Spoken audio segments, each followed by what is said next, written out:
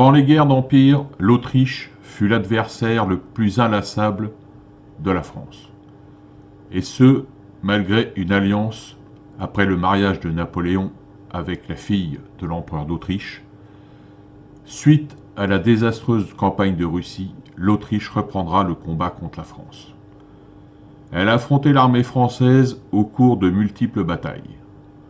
On citera les plus célèbres: Austerlitz, Wagram, Leipzig, la campagne de France.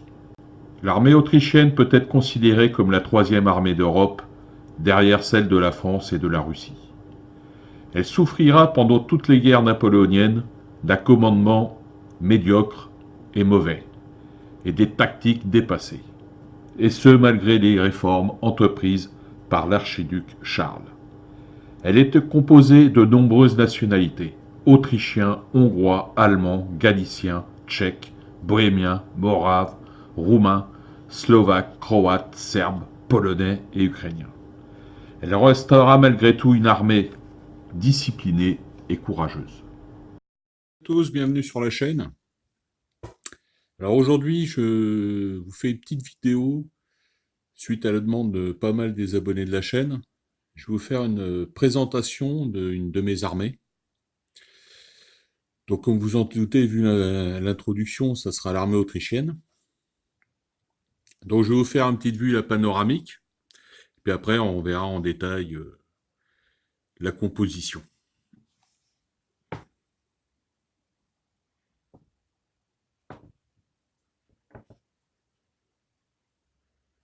Alors cette armée a été conçue évidemment selon les règles que j'utilise.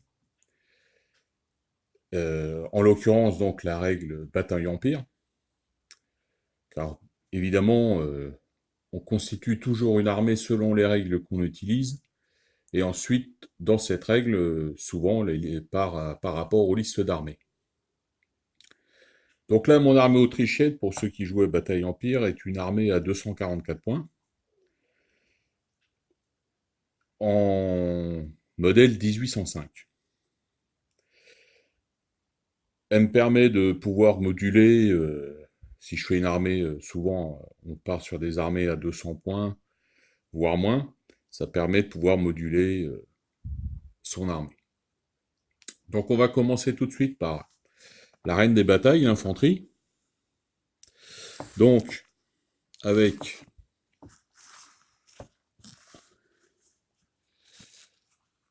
deux régiments de chasseurs.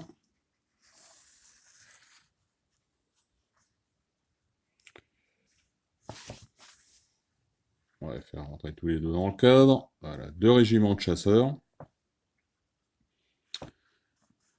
Ce sont des figurines hâte.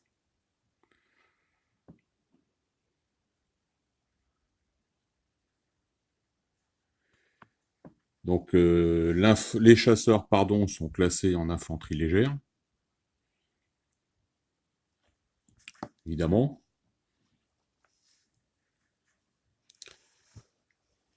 On va les remettre à leur place.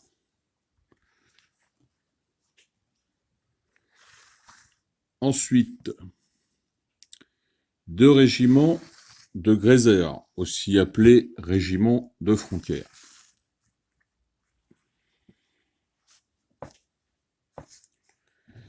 Là aussi, ce sont des figurines hâte.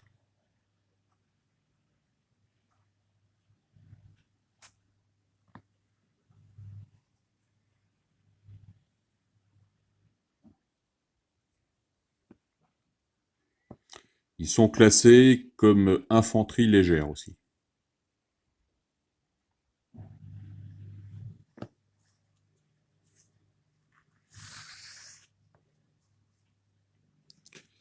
Alors ensuite, on va passer à l'infanterie de ligne. Donc il y a au total 5 régiments. On peut voir 1, 2, 3, 4, 5 derrière. Ce sont des figurines Italeri qui viennent de la boîte, je pourrais pas vous dire le nom, le numéro, mais vous avez un mixte de fusiliers et de grenadiers.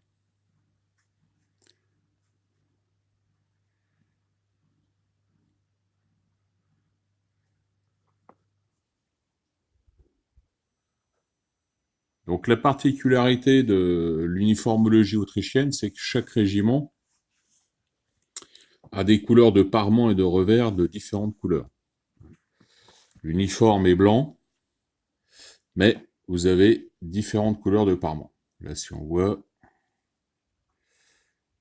on a des revers des parements violets pour ce régiment-là, alors que celui-là, c'est du vert. C'est pareil pour les régiments de Greiser. Là, vous voyez, j'avais du jaune. Par contre, l'autre, c'est du rouge. Chez les chasseurs, ce n'est pas le cas. Tous les revers et parements sont verts, malgré quel que soit le régiment. Pardon. Voilà donc pour les régiments de ligne, enfin le fusilier de ligne. Alors ceux-là sont en modèle 1805 avec les casques. Vous pouvez encore les jouer même en 1808 à Wagram. Il y avait encore des régiments qui avaient ce genre de coiffure.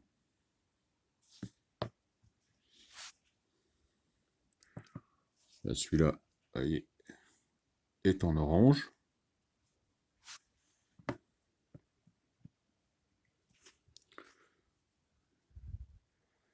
Celui-là en rouge. Et le dernier en bleu.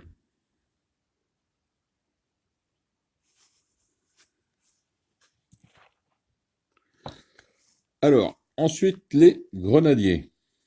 Alors, les grenadiers, normalement, étaient intégrés au régiment,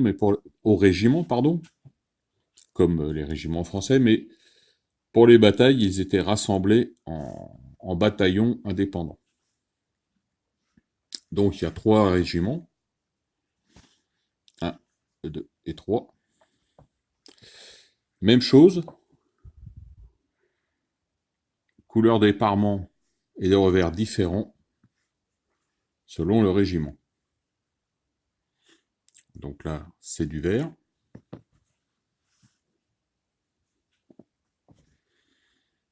Là, on a un bleu. Et le dernier est en rouge. Donc ceux-là viennent aussi de la boîte Italeri, qui est une bonne boîte, même s'il y a des figurines qui ont quelques petits problèmes de moule. Ensuite, on va passer à l'artillerie. Donc là, j'ai 3 batteries d'artillerie. Ceux-là sont des hâtes. Elles représentent des batteries de 12 livres. Alors normalement, mes batteries de 12 livres ont 5 servants. Celles-là n'en ont 4 parce que les 12 livres autrichiens étaient moins performants que les 12 livres français. Alors pour ceux qui jouent à la règle bataille empire, ils verront dans les listes d'armées qu'une batterie de 12 livres autrichienne coûte 8 points, alors qu'une 12 livres française en vaut 15, je crois. Parce que les canons autrichiens avaient une moindre portée que les canons français. Donc 2 batteries à pied de 12 livres et une batterie à cheval de 6 livres. Ça, ce sont des figurines New Line Design, figurines en métal. Voilà pour l'artillerie. On va donc passer à la cavalerie maintenant. Alors je vais couper la caméra, je vais rapprocher les socles. Alors donc la cavalerie, on va commencer par un régiment de cavalerie légère, en l'occurrence un régiment de hussards. Hussards de langue, des hussards allemands, ce ne sont pas des Hongrois. Ce régiment-là est le régiment numéro 8. Ce sont des figurines New Line Design, puisque en figurine plastique, vous n'avez pas de hussards autrichiens. il n'existe qu'en figurine métal. Alors, celles que je connais, c'est les New Line Design. Les autres, ce sont les France Snap, mais qui sont plus chers. Voilà un régiment de cavalerie légère. Ensuite, on va passer à la cavalerie moyenne avec 2 régiments de dragons. Ce sont des figurines hâte. Ce sont les seuls à faire du dragon autrichien en figurine plastique, 1572. Idem pour l'infanterie, ils ont des parements différents, des couleurs de parements et de revers différents selon les régiments. Voilà. Là, j'en ai fait un dans un bleu foncé. Celui-là, c'est un revers rouge. Alors, je voudrais pas je vous donnerai pas les numéros des régiments, je les ai pas là en tête. Bon, pour les hussards, hein, vous savez, dans toutes les armées, l'époque, les hussards, les régiments de hussards avaient des couleurs différentes selon les régiments. Donc ça, cavalerie moyenne, 2 régiments de dragons. Ensuite, on va passer à la cavalerie lourde, avec 4 régiments de cuirassiers. Figurine hâte. Pareil, les seuls à faire des cuirassiers autrichiens en plastique, sinon il faudra aller en métal chez New Line Design, si vous en voulez d'autres. Particularité des cuirassiers autrichiens, ils n'ont qu'une demi-cuirasse, hein, et ils n'ont pas de cuirasse dans le dos. Donc une demi-cuirasse devant.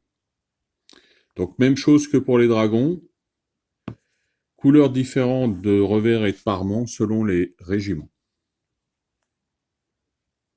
Et là, c'est du vert. Marque celui-là. On voit pas bien, c'est un vert aussi, puisque j'ai mélangé. Ah, celui-là, vous voyez, c'est un bleu foncé. Un autre là, avec un rouge.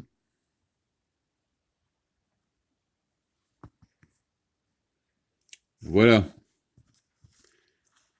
Pour la cavalerie. Et on va finir par l'état-major. Donc là, avec un socle de commandement, pardon, un maréchal, un fait de maréchal, et 2 généraux.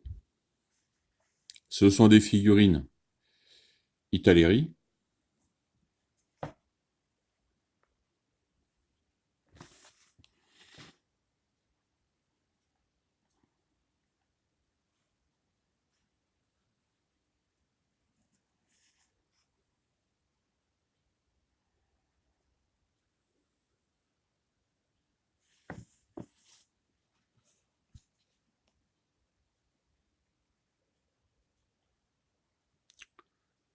Voilà.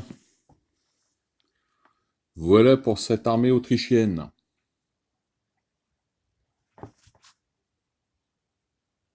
Donc cette armée est prête à jouer. Je vais la compléter au fur et à mesure du temps. Puisque vous voyez, en infanterie, j'ai que des régiments dits allemands. Je vais rajouter des régiments dits hongrois. Je vais rajouter aussi des landwehr. Et ma foi, encore un régiment de hussards à rajouter. Et puis peut-être au niveau cavalerie, des chevaux légers qui sont régiments de chevaux légers qui en fait ont les mêmes uniformes que les dragons, sauf que l'habit au lieu d'être blanc est vert. Alors je prendrais peut-être des figurines New Line Design au lieu de prendre des figurines hâte. Voilà, voilà. Donc voilà, fini cette présentation d'armée. Laissez-moi en commentaire ce que vous en pensez. Hein, vous pouvez même critiquer. Toute critique est constructive si elle est bien faite. Voilà. On se retrouvera dans une prochaine vidéo. D'ici là, bon jeu et bonne peinture. Et à bientôt, les collègues. Viva